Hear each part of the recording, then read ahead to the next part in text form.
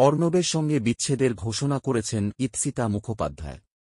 এবার সম্পর্ক ভাঙার কারণ হিসেবে কি জানালেন অভিনেত্রী?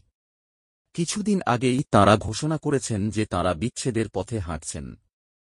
মাঝে দীর্ঘদিন আলাদা থাকার পর আবার কাছাকাছি এসেছিলেন ইপ্সিতা মুখোপাধ্যায় এবং অর্ণব বন্দ্যোপাধ্যায়। কিন্তু সেই সম্পর্ক টিকল না। কিন্তু কেন? ডিভোর্সের কারণ থেকে অর্ণবের সঙ্গে তাঁর সঙ্গে রসায়ন নিয়ে কি জানালেন অভিনেত্রী?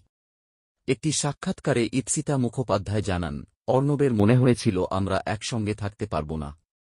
আমাদের একসঙ্গে থাকা সম্ভব হবে না কোনোভাবেই। আমি কেবল ওর মনে হওয়াটাকে সম্মান করেছি।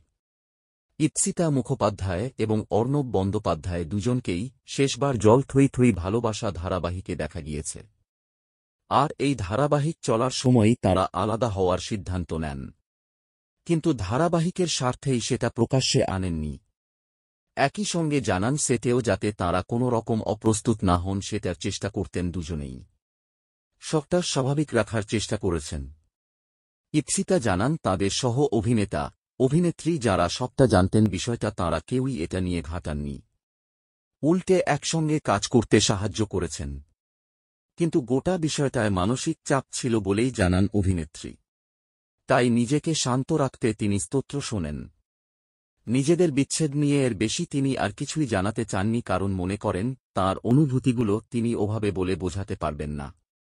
আর বললেও অন্যরা সেটা বুঝবেন না, কারণ তাঁরা তাঁর জায়গায় নেই। তাই এই বিষয়টা ব্যক্তিগত রাখতেই চান। তবে কি আর কোনো রকম তিক্ততা নেই? প্রাক্তনের ভালোই চান তিনি। জবাবে ইপ্সিতা স্পষ্টই জানান, ভালো চাওয়া বা না চাওয়ার আমি কেউ নই। যে খারাপ করেছে, কার কাজে অন্য কেউ কষ্ট পেয়েছে সে সেটার শাস্তি পাবে বলেই আমি বিশ্বাস করি।